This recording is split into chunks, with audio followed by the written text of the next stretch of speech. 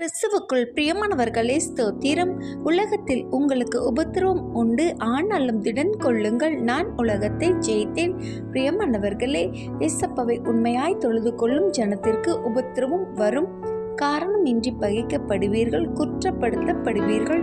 ஆனாலும் கவலைப்படாதிருங்கள், உங்கள் துக்கம் சந்தோஷமாய் மாறும். தேற்றரவாளனாகிய ஆவியானவர் உங்களை நல்வழியிலும் சத்தியத்திலும் நீதியிலும் நியாயங்களிலும் உங்களை மரண பரியந்தம் நடத்துவார். எனவே சோர்ந்து போகாதிருங்கள். எல்லா வருத்தமான பாரங்களையும் ஏசப்பா மீது வைத்து விடுங்கள். ஏசப்பாவின் நாமத்தினாலே எல்லாவற்றையும் கேட்டு பெற்று கொள்ளுங்கள், விடுதலையும் அடையுங்கள். அவர் உங்கள் வேண்டுதலை கேட்க மறவார். கொஞ்ச காலம் ஏசப்பாவுக்காக கஷ்டப்பாடு உபத்திரவம் நாம் சகித்து கொள்ளுவோம். ஏசப்பா பூமிக்கு வரும் பொழுது எல்லாம் இன்பமாய் மாறிவிடும். திடன் கொள்ளுங்கள், ஜெபியுங்கள். அவரே நமது ஆறுதல். ஆமென்.